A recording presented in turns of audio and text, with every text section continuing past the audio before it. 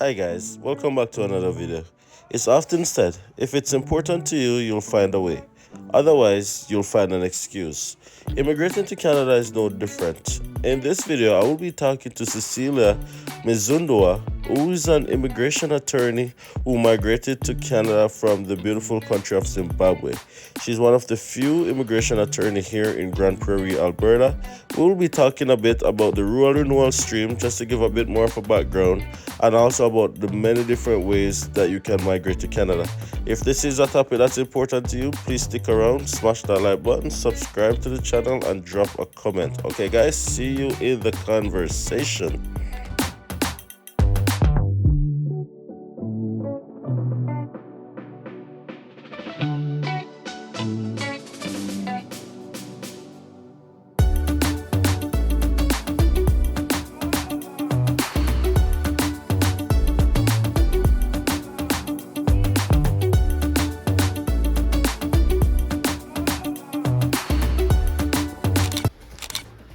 Hi guys, thank you guys so much for coming back to another video. So I'm here with Cecilia Muzvandewa.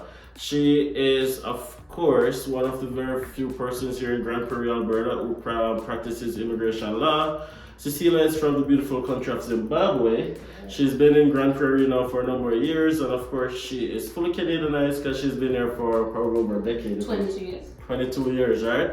So today we're going to be chatting a little bit about primarily the rural renewal stream. We're going to be talking about ONPOINT Law, that's the law firm that Cecilia operates, and also just to touch base on a number of different immigration processes that you guys might be interested in. Okay, so let's get the conversation going. Cecilia, what's up? What's going on? Oh, I'm doing really well. So excited to have this conversation with you. It was overdue. Yeah, it's well overdue. We've been trying to get this conversation from probably 8 months now. Yes. Yeah. Yes. But I'm glad that we finally got to do it in summer now. Yes. So before we get into it, Cecilia, just quick background. Just tell me about yourself. Like, what brought you to Grande Prairie? What brought you to Canada? Like, and what made you want to start this immigration law journey? Oh yeah. So yeah, I was born and raised in Zimbabwe, then Rhodesia. It was a British colony, and I went to school, university, graduated, and I taught high school. And then my brother is the one who told me that, because he was in South Africa, and he told me, oh, I hear people are going to a country called Canada. Because growing up, we didn't hear much about Canada. Yeah. We heard more about London and about New York. So yeah, the UK and America were the countries that I would think when I grow up I want to go. I never really heard much about Canada. So I was really curious when he said that, and I came to visit. So when I came, I was coming to visit. So on my way, I met other people who were coming to Canada, and they said, "Are you visiting?" I said, "Yes." They said, "Oh, we're actually going to stay." So the idea of staying in Canada was planted on my way on Air France. And I landed in Montreal way back 22 years ago. 23 years ago. That's almost as long as I've been alive. Yes. I'm joking. I've been alive longer than that. Well, anyways, what made you, like, you landed in Montreal? Yes. But what made you choose Alberta, Northern Alberta, to be exact? I've lived in Alberta now almost 20 years. So I didn't speak French. So that is what kind of frustrated me, because getting by and looking for a good job was difficult, not speaking the language. Yeah. So I was lucky to have friends who said, hey, there are other provinces that actually don't speak French. Yeah. So I had friends who were in Alberta, and I moved to Alberta 9 months later. No. And I landed in beautiful Canmore. Kamloops. Canmore in Alberta. Oh, Canmore. Yeah, just outside of Calgary. Yeah. And lived there between Canmore and Banff for a few years, and then I wanted to go back to school because then I was doing any job to pay my bills, and I wanted to get back into a professional job, and I wanted to make money. So somebody said, hey, there's a city called Grande Prairie. That was way back in 2006. So you came to Grande Prairie because you wanted to make money. So we put that on record that if you want to make money, you come to Grande Prairie. yes. And I would tell you that when I came, and my goal was just to make money for a year, raise money, go to school. And I did that, but I've stayed for 17 years now. But I came on the day in April, I think it was April 6th or 5, and I got the job the same day. That time was the time of the boom. And so there was jobs advertised everywhere. And I remember there was even people who got jobs but no accommodation. And they had to go back to Newfoundland or wherever they came from because they couldn't find accommodation. So that's how, when the oil was booming, things were in Prairie. It has been, for me, I've stayed now for 17 years, it has become home just because the opportunities are here. Okay. Now, before we get into the meat of the matter, now, being in Grande for 17 years, northern Alberta, coming from Zimbabwe, did you find transitioning to be difficult? Did you find it manageable? What would you say about transitioning? I think transitioning will always be challenging for anyone. So I'm coming from a different continent, into a different country. The culture is different, and the weather was challenging, of course. Of course, of course. I'd only seen snow on TV. I had not experienced it, so driving on ice was scary for me at first. Driving the other side of the road was scary for me, and then of course the food was different from what I was used to. So it's a lot of change, and I usually tell clients that because sometimes. Those of you who are from Africa, you would remember Lucky Dube, the South African reggae musician who sang this song that says the grass always looks greener sometimes. And of course the grass has been greener for me comparing Zimbabwe and Canada, but it doesn't mean there are no challenges. Yeah. So let's get into it. So I did a video a couple months ago where I shared about the Rural Renewal stream, which is a stream that was implemented for rural towns in Alberta. By rural cities, I mean cities that has a population less than 100,000 people. So Grande Prairie is one of those cities that, luckily or unluckily, I don't know, has a population under 100,000, so they're participating within that stream. So Cecilia is just now going to be sharing some facts about that stream that is going to be beneficial to a lot of persons watching this video right now. Before I go any further though, make sure that you smash that like button, subscribe to the channel, and drop a comment. Alright, Cecilia, what do you want them to know about the Rural Renewal stream? Yeah, so it's a great program because the government of Canada has recognized that it is sometimes challenging for employers in the smaller cities to attract and retain talent. And so the Rural Renewal stream was created to help employers with that. So how it's beneficial for the employers is that it bypasses the normal labor market impact assessment process that employers. So the employers don't have to do an LMIA, that's what we call it. So just a snapshot of what it is. An employer, if they have a position that they haven't been able to fill, if they want to hire a foreign national, they will apply to Service Canada for what we call a positive LMIA. In that application, they have to demonstrate that they have advertised and interviewed but could not find a qualified Canadian, and they have to pay a fee of $1,000 to do that. And sometimes they get a positive response, or they will be told no, look again, because this is a way of protecting jobs for Canadians first. But so employers sometimes are hesitant to go through that because it's 3 months of getting an LMIA and then another 8 months to get the person in. People want an employee to work here, right here now. And I speak as an employer, I know how important it is to have people working. And so what the Rural Renewal stream does is bypass that.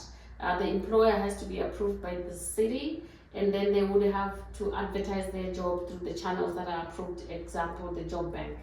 And then if a candidate is given a job offer by the employer, then they have to go through the city to be endorsed. So that's the process, kind of.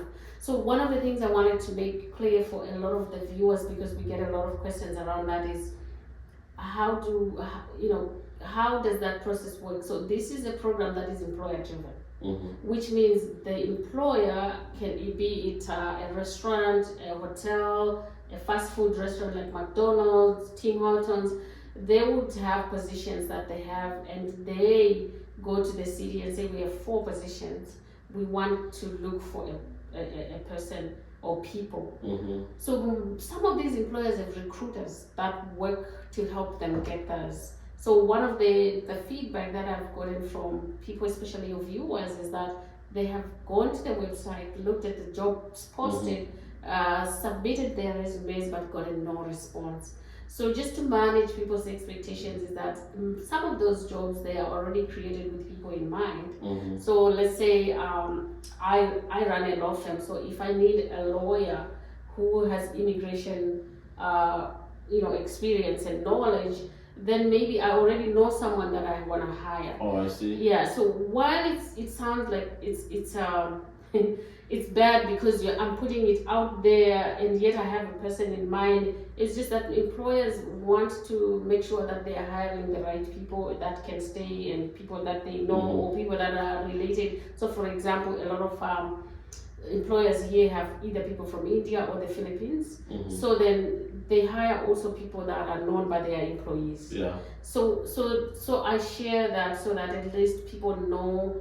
It doesn't mean that all these jobs that are there, if you apply, you get one. If you get one, that is great, but it's a struggle, and I'm hearing a lot of people say that. So it's definitely managing person's expectation to know that the possibility does exist for you to find a job, 100%. But you also have to gauge it to know that, okay, then a lot of the jobs that you're seeing is probably already filled or is reserved. Yes. As a reserve sign. Reserved sign, that's a good word. Yeah, personally speaking though, like thinking about it from that point of view, I think it's a little bit unfair that that's the case, but it is what it is. So it's good for persons to understand that you shoot your shot regardless, but manage your expectations, right? Yes. Fantastic. So back to the Renewal stream, right? Is this a stream that you'd say would be successful, well, just based on opinions, of course, for someone who's pursuing to come to Canada? Is this a viable way, or should they consider other streams? I think it has been viable for a few because there is also requirements for it, right? So, for example, you do need to qualify for the kind of job you're applying for. And then you also need to have had your credentials assessment. So the basic requirement is that you have a post-secondary education of some sort. And then you also need to have done your English test exam and have your English results with you. And then fourthly, you need to have what they call settlement funds. So settlement funds for one person, if you don't have family, it's around about 12,000 Canadian dollars. And then if you have family, because you'll be applying to become a permanent resident at the same time. So if you have a family of 4, that is over $20,000. So that is prohibitive. It becomes difficult. It's tough. For people to be able to prove those settlement funds. So those are some of the disadvantages of that stream. And having said that, it's not the only immigration pathway that's available for people to come to Canada. Okay. So there are several other. And that's what I wanted to get to as well. Yeah. Because I think we've chatted a bit about the Renewal stream, unless there's something else that you think we can throw in there that we haven't spoken about already. In terms of managing expectations, and the jobs aren't there, but sometimes they're not really there, and just be very, I'd say optimistic, but cautiously optimistic with your applications. Exactly. But what I wanted to talk as well about a bit is because, of course, you're a lawyer, you practice immigration law, right? Now, pathways is a question that we get a lot. What's the best way, or of course, this is all subjective and opinionated because there's no best way or worst way, but what are some of the ways that you think is very viable right now for immigration pursuance? So one of the things I would say is that Canada, like any other country, is going through acute labor shortages, and some areas are more hit than others. So, for example, healthcare, it has struggled, and I have worked in healthcare for a long time too. So one of the ways that Canada has always been bringing people from outside is what they call skilled worker programs. And these have changed and morphed over the years. And a lot of people, when they ask, they say, tell me more about Express Entry, right? So Express Entry is not a program, it's actually a platform that manages these federal skills applications. And this was a change made in 2015 when Canada said to be competitive with other countries, we need to move away from the paper-based, snail-paced way of bringing talent and do it in a proficient and efficient way so that we don't lose people to Australia, UK, US. Yeah, right? Australia is extremely competitive, especially right now. Yeah, it's very competitive, and so they wanted to expedite it. So the skilled worker program is one of the programs that I have used with people who are highly skilled because it's points based. So if you have great education, like PhD, masters, if you have operated in a management leadership position, if your age is between 18 to 35 to 40, you get good points for it. If you have your English test or a French test and you get good marks for it, you get good points. And then of course you have to have your credentials assessment as equivalent to Canada. And then lastly, there is what they call the adaptability matrix, which means you get bonus points if you have a relative here in Canada, if you speak French. And by relative, does it have to be like siblings, parents, immediate relative, or can it be like distant relative and stuff like that? It can be cousins, uncles, and aunts. Like my third cousin say, hey, Delmar is in Grande Prairie, I'll put it down on the list. I think they have a list, and we can always provide a list of how far it goes because they want it to be traceable, right? Oh, I gotcha. Yeah.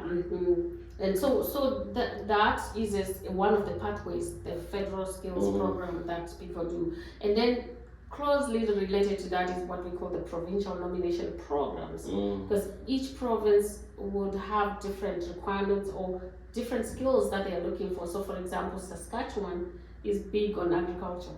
So they will put on their website that agriculture is one of the skills on demand that they need. And my niece actually used one of those, and she was nominated by the province, and she came as a permanent resident. Fantastic. Now she's doing a PhD in agriculture at the University of Saskatoon. So this is something that happened in the last 2 years. Yeah. So again, the secret with the provincial nomination program is that you have to go through their websites to see what skills are they looking for, and then you target your expression of interest to that province. So Ontario is high on tech, IT and technology. BC is also high on different things. So you target what the province is looking for. Can someone create an Express Entry profile and then just select all the provinces? Like you can. There's nothing that says you can't. Does that come at a disadvantage or? No, it doesn't, because the provinces don't share who has expressed an interest in them. The only information that they can be privy to is your profile in the federal skill, in the Express Entry. They ask you which province you'd like to go to and that. And so actually some provinces do go into the Express Entry pool and look for people that they want. So that's why I always encourage, if you're a professional, put your profile in the system. Because it's free. It's free. Yeah. It gives you that opportunity for people to actually find you. And if it doesn't work, you use the same information to express an interest in a province. So that's for people who are highly skilled. So now for people with semi-skills, we call them, like, so maybe you have worked in food services or you cleaned rooms in a hotel, those semi-skills, I think the pathways are different depending. So some people come here as nannies or caregiver programs. Some people come through agriculture programs, and some people come through, different pathways that are, Canada has different agreements with different countries. So for example, the former NAFTA, which was between the US, Mexico and Canada, it's now called CUSMA. So there are streams there that allow people to come freely from those countries. And then the other agreements with countries like UK, Australia, exchange programs that they have. And then there's also pathways like Canada really wants to bring people who speak French. So the Francophone program, which is usually facilitated by the French embassy, the Canadian embassy in Prairie. Okay. They actually look for people who speak French. So if you speak French, or if you want to come to Canada, learn French. Yes, and they actually, there's no limit for those. An employer can actually, and I'm going to Paris in November. It's November 18th to 22nd, and then Morocco after that. So they do target people who speak French. They want to bring. You don't have to be working in French, but you know. But you know the language, Yeah, you need to know the language. Yeah. It's one of the pathways too that is easier. So there are several pathways under different things. One of the ones that we really support people with is sponsorship programs, right? So if you yourself as Canadian, you can sponsor family, and family is restricted to your spouse, your kids, your parents and grandparents. Yeah. So you can sponsor those, but there's also other programs like people who come here and claim asylum. So we do have clients. I do have a refugee here coming up soon. So there's different ways that people can, and a lot of people now have been asking about this visitor visa converted into work permits. And that was going to be literally my next question. So thank you for going into it, because those programs are fantastic, but those programs are, I'd say, targeted. Yeah. So you have to either be qualified or not qualified for those programs. Exactly. Now, of course, the public policy where you come as a visitor, if you're able to get a Limia job, you're able to get a work permit, Yeah. That's how we're getting to. Yes. Right? Yeah. Now, what do you know about that? Or what can you say about that? So what I can say about that is that a lot of people have just held on to the phrase that if you come in as a visitor, you can get a work permit. So the reality of it is, like you explained, in order to get a work permit, you need to get a valid job offer. So by valid job offer is that the employer has been approved by Service Canada to hire a foreign national through a LIMIA application. Right, so and then those jobs are not always easy to find and or to identify. Mostly you need to know people and know who is hiring or who is a LIMIA. So that's the challenge. And then the second challenge I get from a lot of countries is that people think that to get a visitor visa for Canada is easy. It's not. It's not. So you do need to meet the requirements, and the visa officers are very stringent in their assessment of visas, of visitor visas, because these are temporary streams where the visa officer has been trained to say you are looking for, will this person go back at the end of the Exactly. So to qualify, and in a nutshell, I always tell people that the visa officer is looking at what is the purpose of your visit, and then they are looking at, can you actually afford that? What are the ties to your country of habitual residence or citizenship? So what are you doing? Do you have are you married? Do you have children? Do you have a wife? Do you have a house? Do you have a job? Do you have a business? And for some of my clients, when they say, oh yeah, I have a business, I sell candy on the street. I'm like, the business has to be registered, legitimate, and they have to see the revenue coming in and out. And when you demonstrate funds, again, the other thing I tell clients is that you can't just wake up and have 50,000 in your bank account. No. They will question that. They want to see a history, so at least maybe 3 months of your bank statement. Money that is legitimately flowing in and out, if it's coming from your job, if it's coming from your business. Or you're able to explain where it came from. Where it came from, but not just money that wakes up and is in your account. That will disadvantage you and you get a refusal. And then they look at travel history. Have you been to other countries and not overstayed? Yeah. So again, you still need to meet the requirements to be approved, and then they will also need your biometrics, which we call fingerprints, to make sure that you don't have the criminality that bars you from not coming into Canada. So of course, it's a great policy that the government has put in, but it doesn't mean that, because I know one country where everybody is just putting in their visa application. So and then that has clogged the system. So in that system, this visa, because what Canada did was densify their immigration. Visas are not processed in each consulate anymore. It's everywhere. It's so for Southern Africa, it's in Pretoria. For West Africa, it's in Accra, Ghana.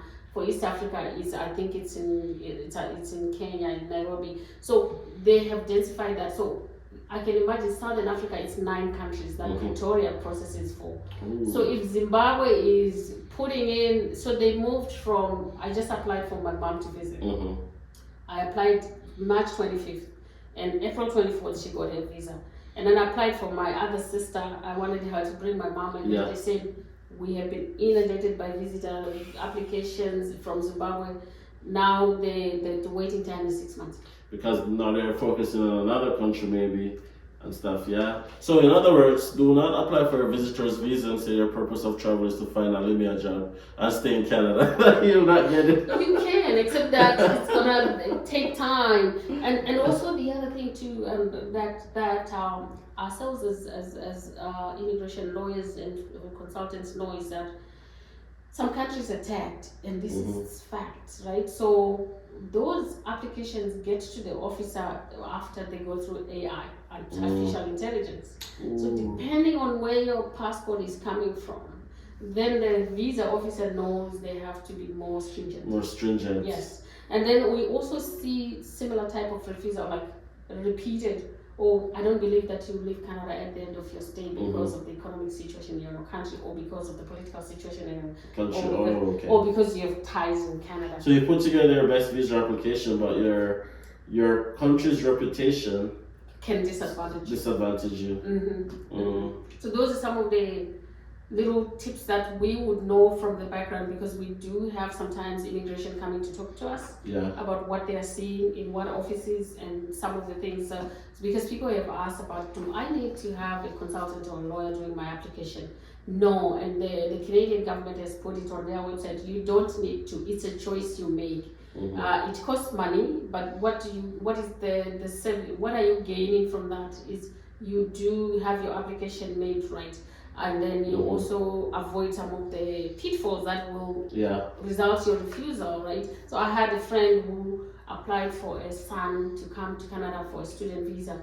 So to prove financial capacity, they put all of their assets, and then the government person to say, why would this person have this much assets when their job is this? It doesn't make sense. Yeah. So again, it's just providing that guidance of what you would not necessarily think about, and so that's why it's beneficial, but it's not absolutely necessary to have. Okay, let's switch the focus a little bit. I'm learning a lot, like a lot of stuff that I didn't know. Yeah. But do you think, as it is right now, there are parts of Canada that's more advantageous for persons to apply to than other parts of Canada?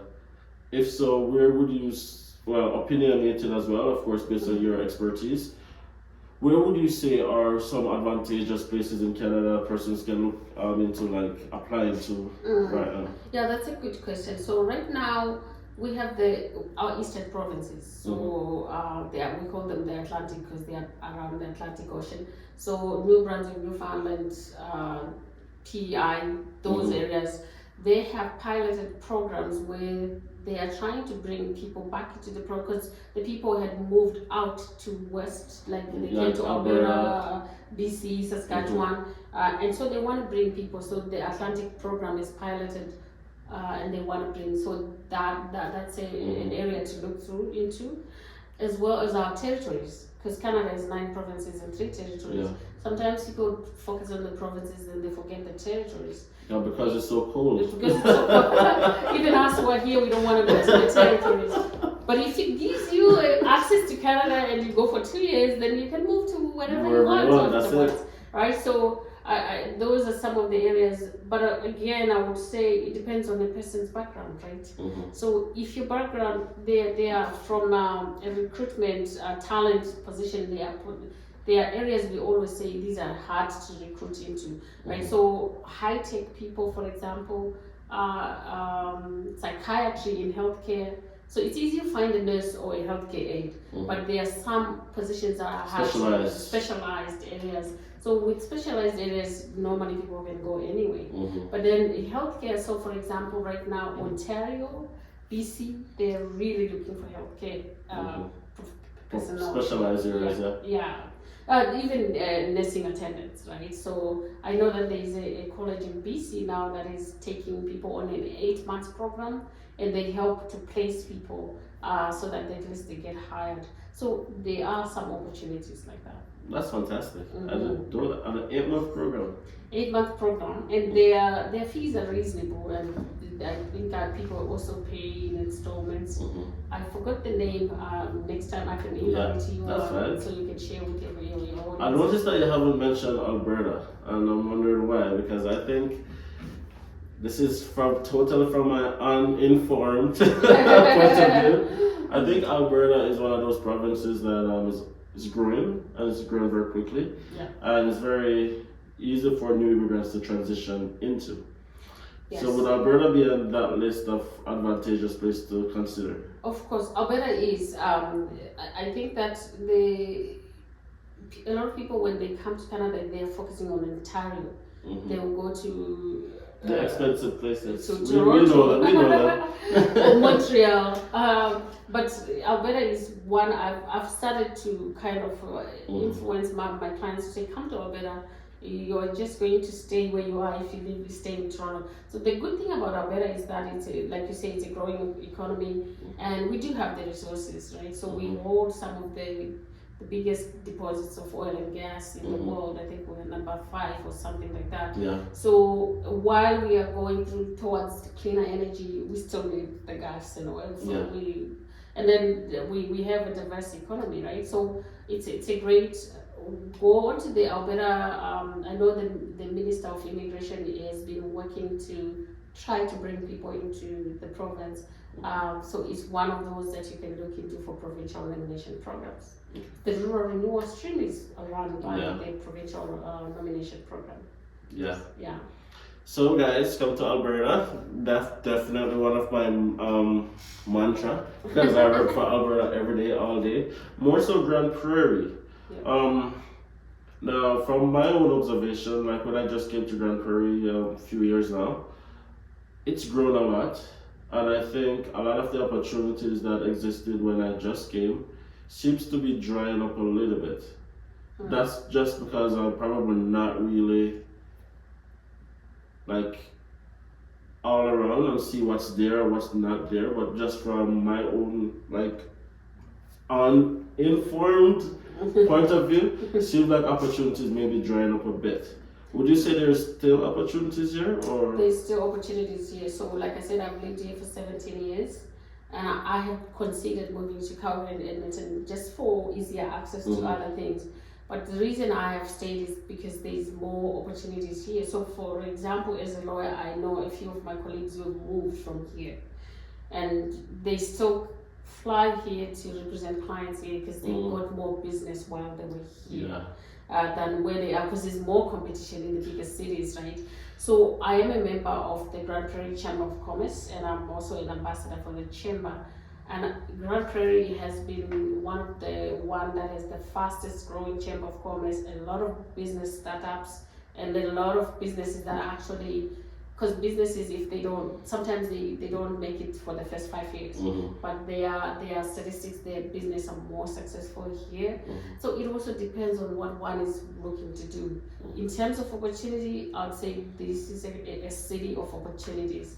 If like I see you guys, I see yourself. You came here how long ago? 2019.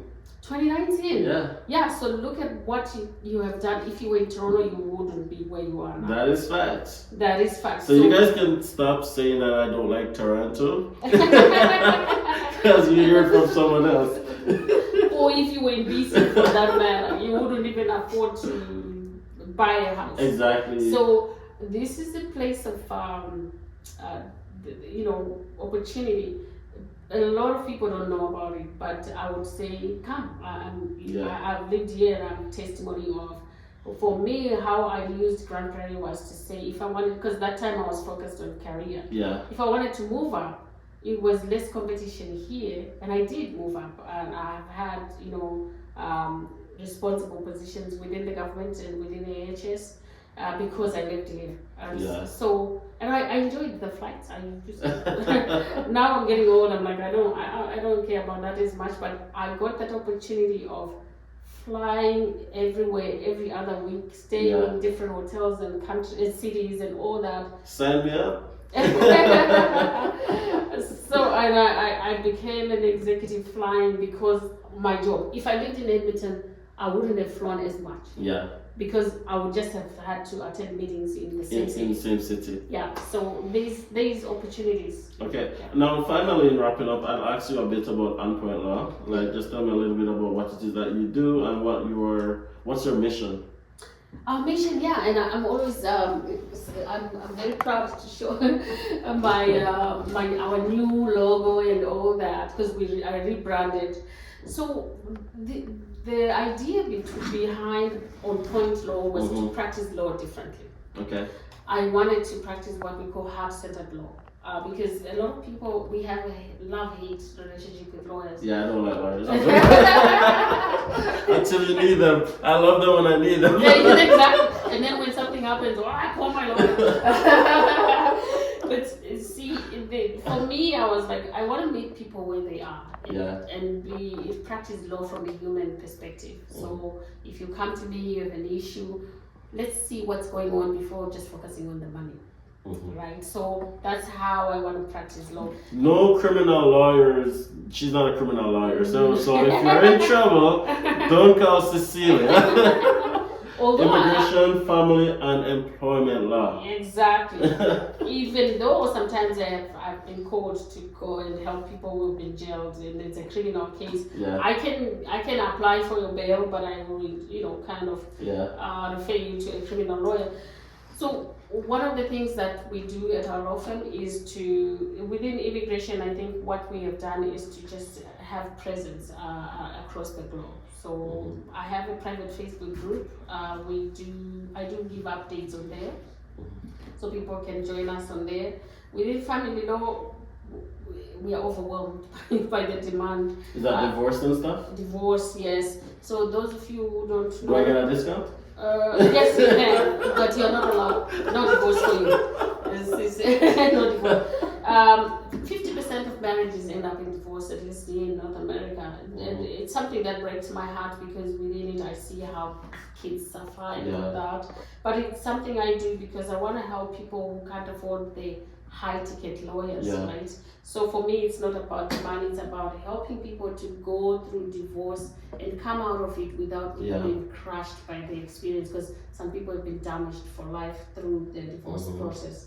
And then employment law, because I worked for 15 years in human resources, I've used my recruitment strategies and skills and experience, and also as a labor, I did a lot of labor law issues. So I actually do now recruitment for employers, for people who want to employ. And so sometimes people come when they feel they haven't been paid fairly, or they feel they've been dismissed unfairly, and so it ties with some of immigration as well. So that's what I chose to practice. Okay, that's fantastic. Now, guys, if it is that you are in any of these situations, I can strongly say, hey, listen, reach out to Cecilia, ONPOINT Law, right? She's based in Grande, Prairie. I know that you focus mostly on family, employment, and immigration. But see if there's anything that you might need advice or help with, and I'm sure Cecilia will be able to advise you guys from a legal point of view, right? Definitely. So the website is ONPOINT. I'll put it on the screen actually, onpointlawoffice.com, right? So onpointlawoffice.com. I'll pop it on the screen so you guys can go and check out the website. She has a private Facebook group as well, ONPOINT Law. Yes. Okay. Is there gonna be like 10 different ONPOINT laws that comes up when they put in that name? No, there's one other one so ours is ONPOINT Law Office. ONPOINT Law Office. Okay. Yeah. And or you can just scan the barcode. Are you on Instagram or anything like that? Yes. Oh, she's on Instagram as well. Okay, yes, I'm gonna follow you on Instagram. You can find us on one of those. So that's us. That's us. Yes. Okay, guys, thank you so much for sticking through this interaction. I learned a lot, obviously, and I'm sure you guys learned a lot as well. Don't forget to smash a like on the video before you leave. Really appreciate it. Subscribe. And check out Cecilia, ONPOINT Law. Run those numbers up as well. Alright, guys? See you guys in the next video.